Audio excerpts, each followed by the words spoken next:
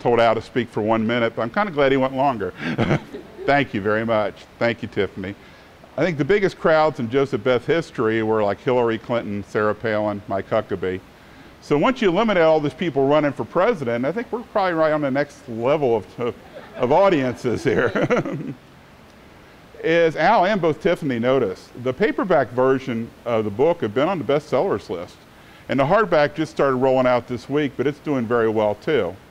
Although my name's the one on the cover, it truly takes a village. It takes dedication and sacrifice and family and friends to make it happen. And so I want to acknowledge my army of supporters in the book. I had a lot of A-list writers and journalists comment on this book. I had people like Gary Rivlin at Newsweek, who wrote a really great book called Broke USA. Ed McClanahan, who's out of town right now. Byron Crawford at the Courier Journal, who's a wonderful person. Al Cross, Renee Shaw at KET, Tom Leach, one of my favorite sportscasters. Len commented on, has commented on the book. Keith Yarber, who founded Tops and Lex. All of them come back to the same basic theme that the book is full of common sense, the book's easy to read. My goal is to take the mystery out of money. Money and personal finance can seem complicated, but it really comes down to living within your means, making the most of the resources you have, planning for the long term. The book's called Wealth Without Wall Street, a Main Street Guide to Making Money. Wall Street is a place where common sense is flown right out the window. Wall Street was originally created as a place where businesses could obtain financing to grow and prosper. Wall Street insiders get huge profits and they pay themselves huge bonuses, even when the firms lose billions of dollars. The disconnect between Wall Street and Main Street came slapping us in the face in 2008 when Wall Street collapsed and asked Washington to bail them out. Like many people on Main Street, I was opposed to the bailouts. And I did 53 radio and television interviews during a 3-week time period, telling people really how opposed I was. And so trying to get that message out there. My thought was no business, no matter how large or where it's located, is too big to fail. Main Street was dealt a lot of pain, but Wall Street was made whole, pretty much 100% on the dollar. Washington and Wall Street were not being honest with us all, and some of us with that Main Street type of common sense understood all that in 2008. I felt like we needed to take our lumps, hit the bottom, and start rebuilding the economy from there. When you prop up bad businesses and bad business leaders, you prolong the pain. Japan did it in the 1990s. They bailed out rather than taking the lumps, they bailed out bad businesses. It's now called an era now called the lost decade. And we should have learned something by watching them. Main Street's in a worse recession now, I think, than 2008, especially in areas like housing. And we would have been better off to let the economic cycle play its natural course. I spent a lot of time in 2008 complaining about Wall Street and hoping that some of the wrongdoers get hauled off to jail. That didn't happen, probably won't. So my next step was this book. It offers ways for people to reduce the power of Wall Street over their lives, and it also gives ideas for every individual to improve their economic life. Rather than complaining about Wall Street, I offer practical solutions. It's one that anyone can do. My 11-year-old grandson over here, Abijah, is one that's following the steps. Someday when he's a millionaire, and you're not, you can look at this moment and realize you had a chance to follow his lead. So, there are 5 steps on the road to Wall Street. Step 1 is get rich slowly. A lot of people have gotten in financial trouble by thinking about today and not worrying about tomorrow. Step 2 is move your money. This is actually an Arianna Huffington concept. From a Wall Street bank to a local bank or credit union based in your community. At a Wall Street bank, you're just another number, and most of the decisions are made by computers or people far, far away from Kentucky. I like the personal service of local banks, and I also like the idea that the money that they are taking in is being plowed back into my local community. Step 3 is cut up your credit cards. There are other financial gurus like Dave Ramsey who advocate no debt whatsoever. But I'm one, and I talk about this in the book, I think if you got a conventional fixed mortgage, you're okay. But I do hate credit cards, and I really, really hate payday lenders. And I watched way too many people get into a cycle of debt that they never can get themselves out of. Step 4 is look at owning your own business. It works for a lot of people, like myself, but it doesn't always work for everybody.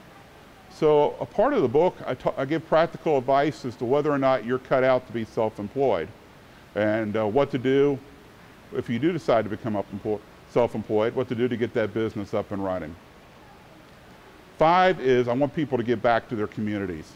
One of the things Al mentioned before is I work with injury victims and lottery winners and people of that nature, people who come into large amounts of money in the structured settlement world. And I've studied people with large wealth. That's one of my hobbies. And if I ever wrote my 4th book, we'll probably hit that at some point, or 4th or 5th. Somewhere down the road, I'm going to write about big money. But I hit it a little bit in the lottery book. But I've discovered that one of the keys to happiness are people who use money to help those people in their communities and help people around them. If you're giving back to your community, and if you look at the great wealth, the Carnegies and the Rockefellers in the early 20th century, they gave all their money away.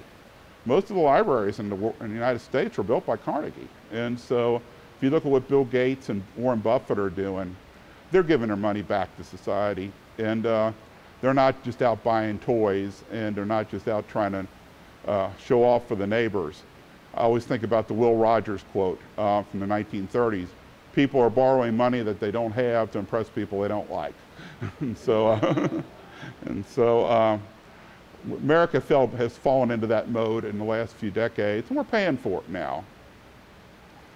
I've devoted really over 29 years, close to 30 years of my life to the study of money and finance, but this is actually my first book about the topic. My first 2 books were about politics and lottery winners, and they have those both for sale here tonight. I started writing a newspaper column 8 years ago, and I was absolutely determined not to be a personal finance columnist. I've never liked most personal finance columns. I tend to run across 2 types of columnists. One is a general assignment reporter with no financial background or experience who moved into that position from another beat. The second one that you see at a lot of smaller publications is a product salesperson masking themselves as a writer. The product peddler rattles off a couple of complicated sections of the tax code. Then they follow that with a couple complicated products that they're selling. Then they throw on their 800 number where you can call them and buy those products. And so that's not the crowd I wanted to run with. When I got into writing, I wanted to hang out with the investigative journalists like Al Cross or Tom Eblin or somebody like that, and John Cheeves. Or I wanted to hang with cool literary guys like Ed McClanahan, which I get to do now, by the way. That's kind of neat. and so then when the economic crisis hit, I recognized that my financial education and background and experience offered me a chance to make a difference in what was going on. Then after I had a chance encounter with Arianna Huffington in a Washington museum, which is another story in itself, I got to express those views to a worldwide audience on Huffington Post. I was pretty much their only finance person, one of their very few business writers. I list all my financial planning initials on the front of the book because I wanted to let people know that I take finance and personal finance seriously, and I've studied it for many years in the classroom. But I'm also well educated in the School of Hard Knocks. I wrote in the book a chapter about when I was 29 years old. I was featured in Forbes magazine. I had a huge house, a Mercedes-Benz convertible, penthouse office. It used to be Dudley Webb's, and on the top floor of one of the biggest buildings in town at the time. A year later, I'm 30, and I'm nearly broke after I got into a real estate investment that I really didn't understand. You ever hear the words joint and several liability? What that means is if everybody else, your partners go broke, you're stuck with the bag. Yes, that happened to Don. So that's why I don't buy, never bought real estate since then. And so other than just a personal home. Didn't file bankruptcy, but every advisor I talked to told me I should. Stuck it out, and paid the money back over the next 4 years, downsized my lifestyle. The experience taught me more lessons than getting a Harvard MBA, but it was a lot more expensive than one. Thus, my solutions are battle tested.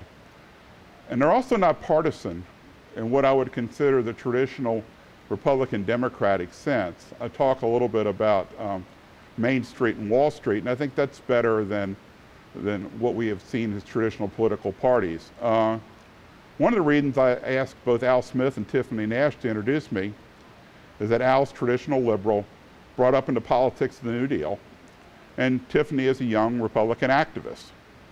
But both of them find things they like in Wealth Without Wall Street.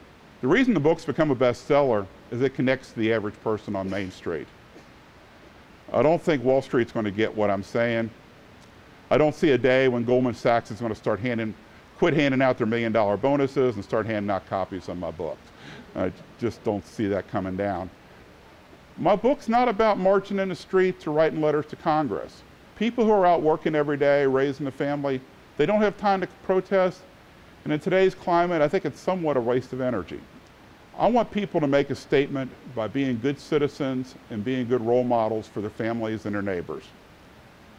If Americans set up their economic lives in a way that reduces the need for Washington and Wall Street in their lives, both entities are going to take notice. As I say in the book, we'll be hitting them in a place where they feel it the most, their wallets.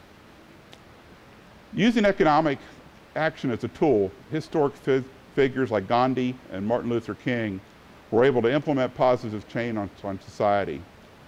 I want Wealth Without Wall Street to inspire that type of positive change for 2011 and beyond. Okay, thank you for coming out. I'm going to take time for just 3 questions because I want to get to the actual signing of books.